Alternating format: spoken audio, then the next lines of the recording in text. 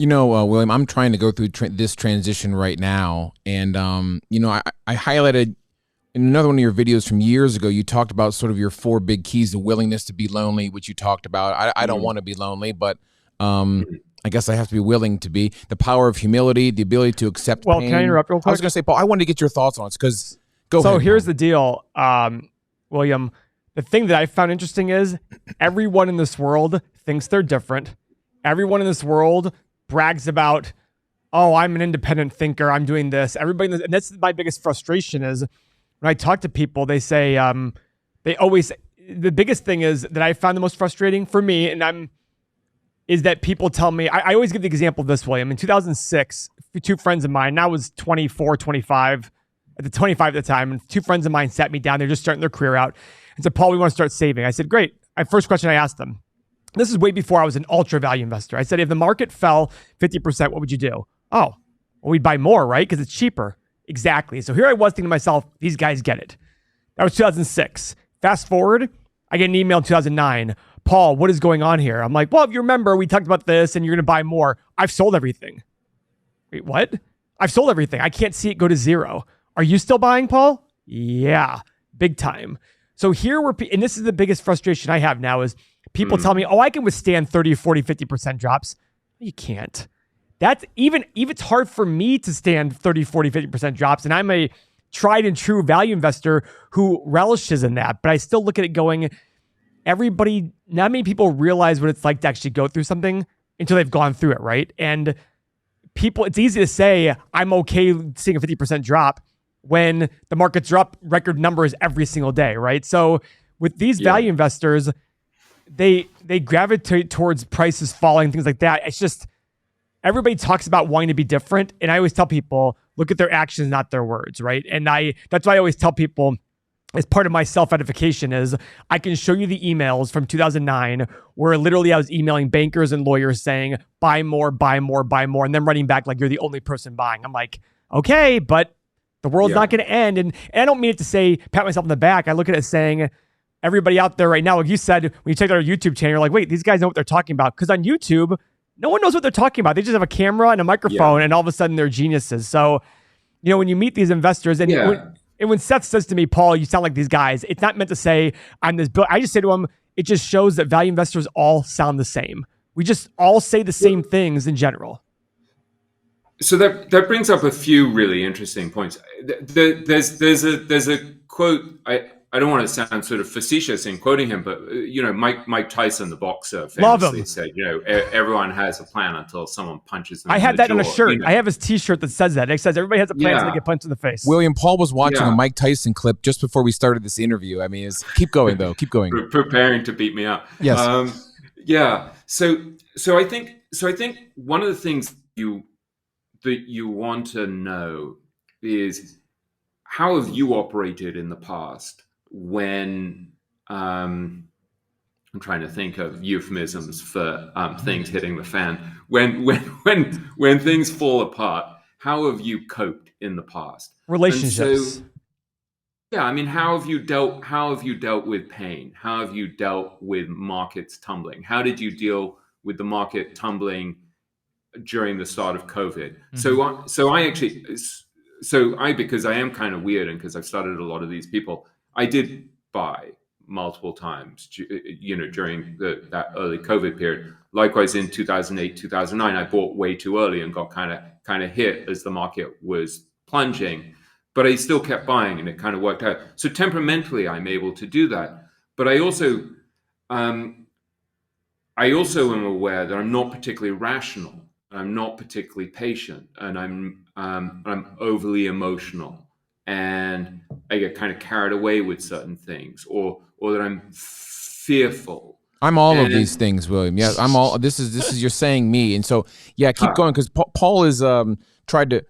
How did you go through this brainwashing? Paul keeps saying he has to brainwash himself. I'm trying to brainwash myself and to think differently. How was this transition for you, and how did it happen? Did it happen quickly, or you were just immersed in it?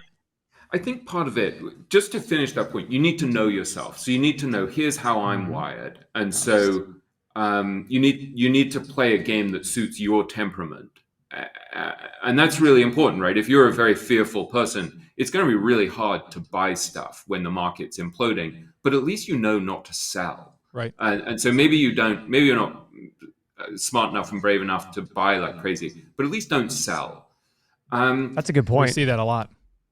But I would say one of the keys is just to educate yourself about the principles of the game.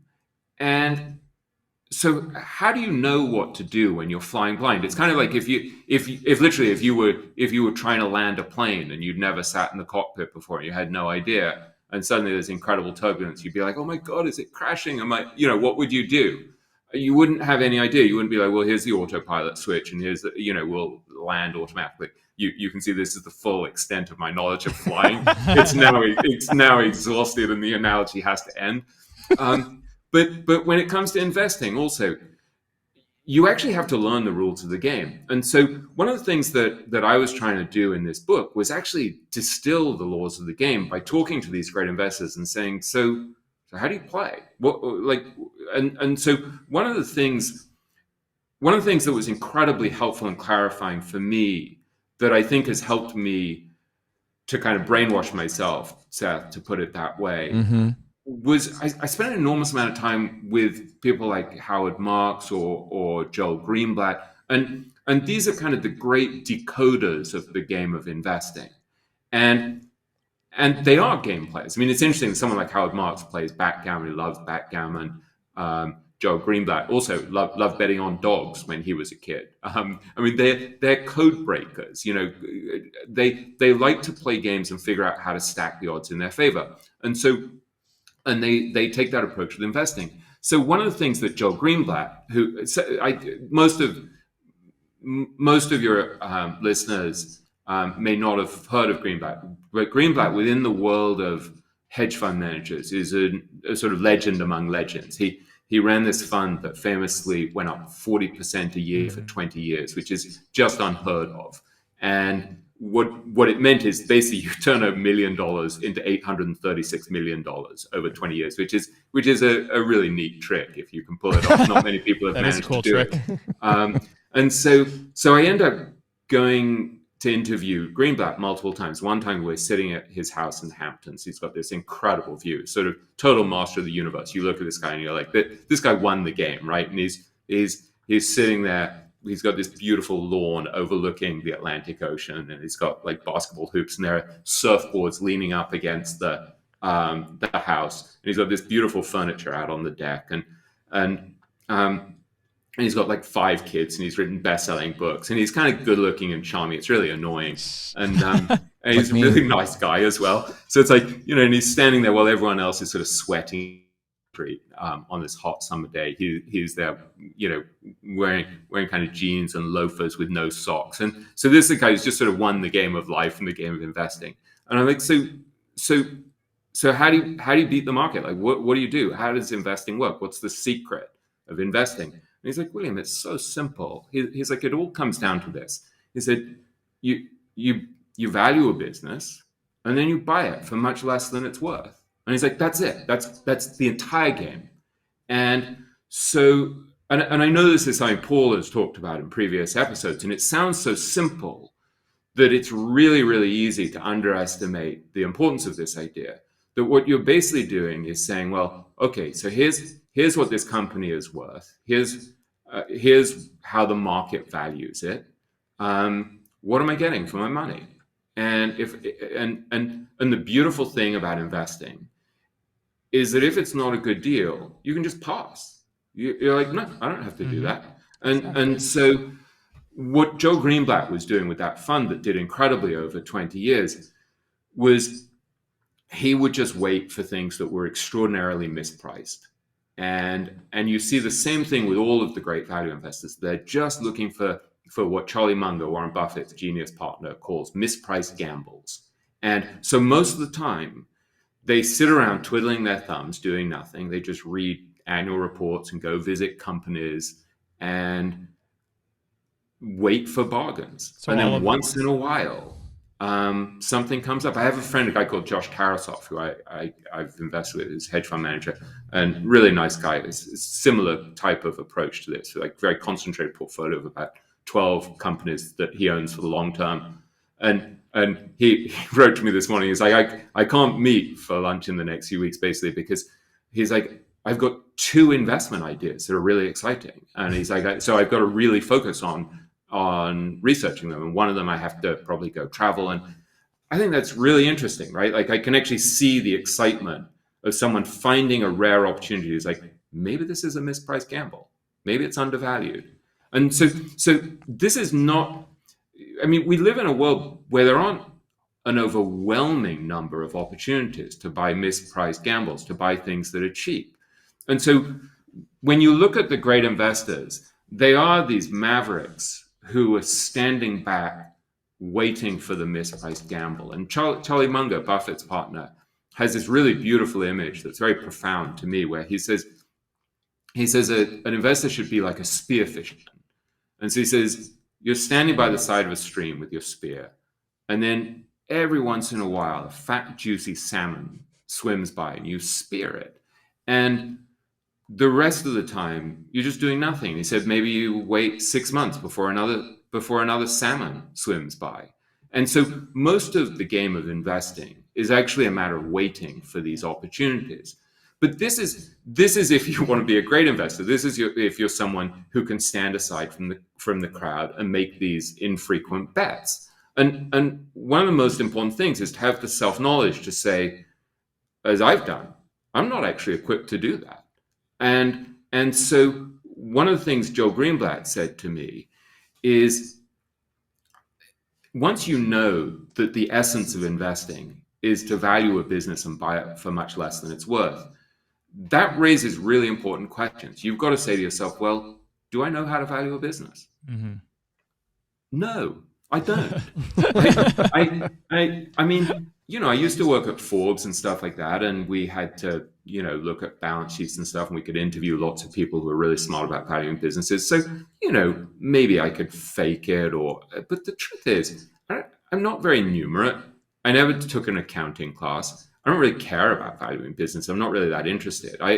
When I'm left to my own devices, literally, I'm reading these crazy books, like Complications, A Surgeon's Notes on an Imperfect Science, or Mastering the Core Teachings of the Buddha, an unusually hardcore Dharma book. These are the things that are like sitting next to my desk, right?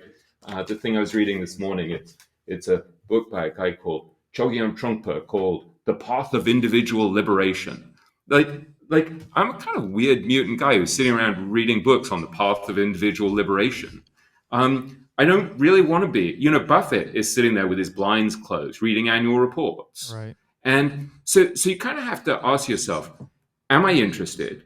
Does this play to my strengths? Do I understand these basic principles that you want to buy companies at a discount? So I understand the principles, but I don't really have the skills or interest to do it. Yeah. And so then there's a really important conclusion, which is, for most of us, like Howard Marks said to me, most investors should index most of their money.